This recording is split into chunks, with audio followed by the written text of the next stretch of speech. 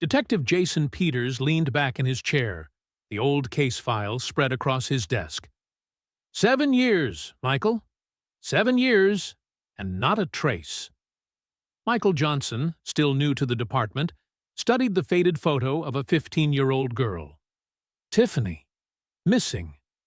Presumed gone. The file was thick with interviews, reports, and dead ends. Jason, a 20-year veteran of the force, had lived with it for years. Michael was just beginning to understand the weight.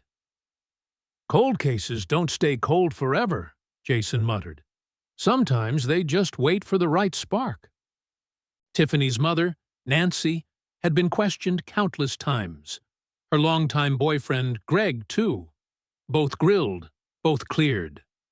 Jason remembered the long nights in the interview room, the tears, the silence, the frustration of nothing sticking.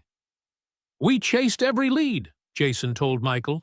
Every friend, every neighbor, every rumor, and still, nothing. Michael flipped through the notes. So why keep it on your desk? Jason's eyes narrowed. Because unfinished stories don't let go. The case had gone cold when Tiffany turned 18, her name fading from the news, her face from the posters. But Jason never forgot. He carried her photo in his wallet, a reminder of the girl who vanished without a trace. Michael studied the timeline. 15 when she disappeared. She'd be 22 now. Jason nodded. And somewhere out there, someone knows what happened. The department had moved on. New crimes, new cases, new headlines. But Jason kept the file alive in his own way, revisiting old notes, replaying interviews, searching for the detail everyone else had missed. Michael leaned forward. So what's the plan? Reopen it? Jason's voice was steady.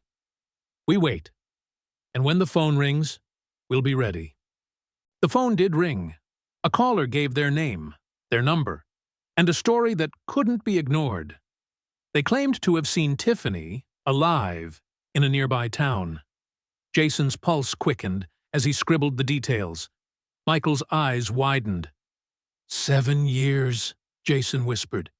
And now, finally, a lead. The reward poster still hung in the precinct hallway. $10,000 for Tiffany's safe return. The case was no longer cold. Jason flipped through the log of past tips, dozens of calls over the years, each one claiming a sighting of Tiffany. Every time we ran it down, Jason said. Every time it wasn't her. Michael frowned. Different towns, different girls, all of them close, but never Tiffany. The weight of disappointment hung heavy in the room. There had been reports from bus stations, diners, even shopping malls. Each caller swore they'd seen the missing girl. Jason remembered the long drives, the interviews, the letdowns.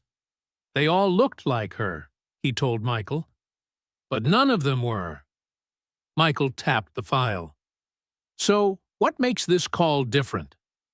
Jason's eyes narrowed. We'll find out. Tiffany's profile photo stared back from the file. A simple smile, straight hair, nothing unusual. She didn't have a face that stood out, Jason explained. No scars, no marks, nothing unique, just ordinary. Michael nodded slowly. Which means she could blend in anywhere. Jason sighed. That's what made her so hard to find. She could be in a crowd and no one would notice, unless they really knew her. The rookie studied the stack of reports. So all those false alarms, they weren't lies, just mistakes. Jason agreed. People wanted to help, or maybe win the reward, like it was a lottery. They thought they saw her. But Tiffany's face was the kind that could belong to 100 other girls. Michael leaned back. That explains the dead ends. Jason closed the file. And why this new lead matters more than ever. The phone log ended with the latest entry. A caller who left their name and number. Jason tapped the page. This one feels different. They weren't guessing. They were certain. Michael's voice was steady. Then we follow it. No hesitation. Jason nodded. After all these years, maybe this is the one that breaks the silence. Jason tore open the yellow envelope left on his desk by the record staff. Inside was a single cassette, the label scrawled in pen. Letty. He slid it into the answering machine and pressed play. The tape wheels turned, the words sharp and steady. My name is Letty. I went to school with Tiffany. We were friends. I know it's her. Michael leaned closer, listening again. That's not just a sighting. That's someone who knew her. Jason nodded. And that makes all the difference. Over the years, most calls had come from strangers, people who thought they recognized Tiffany's face in a crowd. But this was different. Letty wasn't guessing. She wasn't uncertain. She repeated it 3 times, Jason said, tapping the note. I know it's her. I know it's her. I know it's her. Michael exhaled. That kind of conviction. We can't ignore it. Jason remembered the countless false alarms. Waitresses, travelers, girls at bus stops. All of them close, none of them Tiffany. But Letty's voice carried something the others didn't. Memory. She knew Tiffany's laugh, her walk, the way she carried her books, Jason explained. That's not something you mistake. Michael's eyes narrowed. So this isn't just another call. This is personal. The detective sat in silence for a moment, the weight of the message settling in. 7 years, Jason said quietly. And now someone who actually knew her swears she's alive. Michael leaned forward. Then we track Letty down. We hear her out. Word for word. Jason closed the file. This could be the break we've been waiting for. The message ended with a phone number. Clear, direct. No hiding. Jason dialed it slowly, his hand steady but his heart racing. Michael watched, the room silent except for the ringing on the line. If she's right, Jason whispered, then Tiffany's story isn't over. Jason dialed the number. A woman's voice answered quickly. This is Letty. I left the message. I know it's Tiffany. I saw her. Jason kept his tone steady. We need to meet, face to face. Letty agreed. A small town several hundred miles south. A diner off the highway. Noon tomorrow. Michael folded the map across the desk.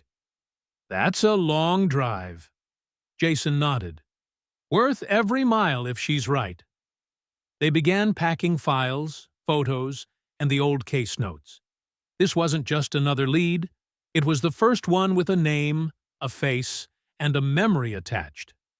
Jason paused at his locker, staring at the photo taped inside. His wife, 15 years by his side. Smiles that had grown thinner with each case. Every time I leave, it takes something out of us, he muttered. Michael overheard, but said nothing. He knew the weight of silence between partners at home. On his desk, the red light blinked on the answering machine. Michael pressed play, and his wife's voice came through. Warm, steady, reminding him about the baby on the way. She wasn't due for another month or 2, but the thought of it tugged at him all the same. He smiled faintly, then rewound the tape and clicked it off. She needs me home, but this case has needed me for years. Jason gave a quiet nod. Both men carried burdens beyond the badge. The car was loaded, files stacked in the back seat, coffee in the cup holders. Jason slid behind the wheel. Michael settled in beside him. Hundreds of miles south, Jason said. One meeting that could change everything. Michael adjusted his seatbelt. Let's find out if Tiffany's story is still being written. The engine roared to life, and the road stretched out before them. The highway stretched for miles, the hum of the tires filling the silence. Michael broke it first. "You ever think about walking away, Jason? Just letting a case stay cold?" Jason kept his eyes on the road. "Every time. But then I remembered the faces, the families. You don't walk away from that." Michael leaned back, staring out the window. "My wife worries. Baby on the way. She says every mile I drive is a mile too far." Jason gave a faint nod. "Mine stopped saying it out loud years ago, but I still hear it." The car rolled on, carrying both men further from home and deeper into the case. By late morning, the town signs appeared. The diner Letty had named sat just off the highway, its neon flickering in the daylight. Jason parked the car. Michael gathered the files. "This is it," Jason said quietly. "Let's see if she's the one who finally gives Tiffany a voice again." Letty was already waiting inside. 22 years old, unmarried, her hair pulled back neatly. She wore a name tag from the library where she worked as an assistant. She stood as they approached. "Detectives, thank you for coming." Jason shook her hand. "You said you saw Tiffany. Tell us everything." Letty's voice was steady, but her eyes betrayed the memory. "It was at the rodeo last Saturday. When it ended, I saw her, seated a few rows below me. It startled me. For a second, I wanted to yell her name, but it had been so long I froze. I couldn't even remember how it felt to say it." She swallowed hard. "So instead, I yelled my own name. 'Letty!' And she looked up, just for a moment. Then she turned away and disappeared into the crowd." Jason and Michael exchanged a glance. The silence between them said everything.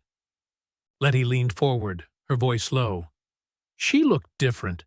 Short hair, glasses. But it was her. I'd know Tiffany anywhere. She was wearing a black leather jacket. That style's always been her signature, even back in school. Jason pressed. "Alone?" Letty shook her head. "No. She had a little boy with her. Couldn't have been more than 3 years old. He had freckles across his nose. Just like she used to." Jason studied her for a moment, then nodded slowly. "I remember you now. When Tiffany was first reported missing, you helped me meet her close friends at school. You were there from the start." Letty's eyes softened. "Yes, I remember that day she didn't show up. It was strange not having her around, and the rest of my school years. It never felt the same without her." Michael scribbled notes. "So she's a mother now." Letty nodded. She didn't look lost. She looked settled, like someone who built a life. Jason's jaw tightened. 7 years gone, and she never reached out. Letty hesitated. Maybe she didn't want to be found. She drew a breath, her voice softer now. "But if you do find her, please give her my number. I really miss my friend." Michael glanced up. "You know, if this leads to closing the case, you might qualify for the reward." Letty smiled faintly, shaking her head. "There was never any money. I made that up. I was 15. I just wanted to find my best friend. That's all." They pulled away from the diner, the town quiet around them, the hum of the tires filling the silence. Michael finally spoke. 7 years, and now a sighting. Feels strange chasing a shadow this long. Jason kept his eyes on the road. Strange or not, we don't know what we'll find. Until we see her ourselves, it's all just fragments. Michael tapped the slip of paper. "Her friend made up the reward." Jason nodded. "Sometimes you do whatever it takes to make people care." Didn't crack the case, but it lit a fire. People started looking again, all over the state. The car rolled on, carrying both men deeper into the unknown. They returned to the rodeo grounds, retracing Letty's steps. At the cotton candy stall, Jason asked, "Did you see a young woman here on Saturday? Short hair, glasses, wearing a dark jacket. She might have had a young boy with her." The vendor paused, then nodded. "Yes, I remember her. She came up to buy cotton candy for the boy. She was wearing a black jacket, and he stood right in front of me. Freckles across his nose. My own kid has them too. That's why it startled me, like seeing my son's twin for a second." Jason and Michael thanked her, then moved on. At the next stall, a man setting up equipment overheard. "You're asking about that young woman? I've seen her before too. Not just here. She comes into a coffee shop across town sometimes, late at night, with that same boy. Quiet pair, keep to themselves. It seems they try hard not to make friends here with the locals. And once, I heard the server call out Melissa when her order was ready. That's the name I heard." Jason and Michael exchanged a look. Now they had a detail too specific to dismiss, and a place to wait. The coffee shop was nearly empty when Jason and Michael slid into a booth. The waitress poured coffee, eyeing their badges. "You're looking for someone?" she asked. Jason nodded. "A young woman. Short hair, glasses. Comes in with a little boy." The waitress froze, then gave a cautious smile. "You mean Melissa? She's my roommate. Works part-time here when we're short on staff. She'll be in tonight. She isn't in trouble, is she?" Jason shook his head firmly. "No, absolutely not. She's just a witness to a case. She could really help us out." The waitress seemed to relax, then moved on to another table. Jason and Michael exchanged a look. This wasn't just a lead. It was the door they'd been waiting for. They settled in, the neon sign buzzing outside. Hours passed. Then the door opened. A woman stepped in, holding a small boy's hand. Short hair, glasses. Older, thinner, but unmistakable. Michael whispered, "It's her." Jason noticed the jacket. Black leather, zipped high. From a distance, she could have passed as someone else entirely. But up close, the fear was unmistakable. Jason stepped forward, voice low but certain. "Tiffany?" She turned, eyes widening. "I don't go by that name anymore." "We know, Melissa," Jason said gently. "We just needed to be sure." Her voice steadied. "I left because I had to. That house was a toxic environment. Every fight ended with me as the scapegoat. I saved what I could and walked away. I wasn't running from the law. I was running to survive. In time, I built a new life. And now, it's just me and him." She touched her son's shoulder softly. Michael closed the file. "Then the case is over. You're alive. That's the truth we needed." Jason added, "One last step.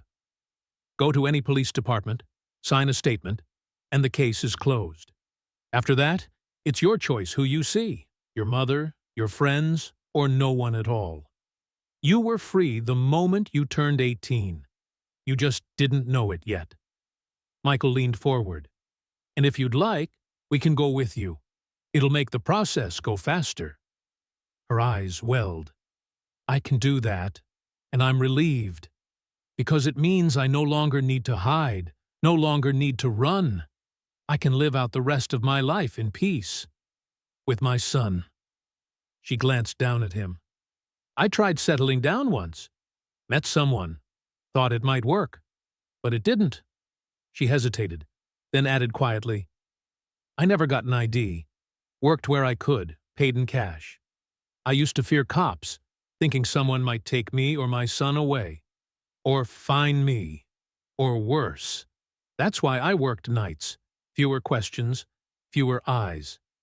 Michael slid her a slip of paper. "Your old friend Letty misses you. Here's her number." Melissa took it, her hand trembling, a faint smile breaking through.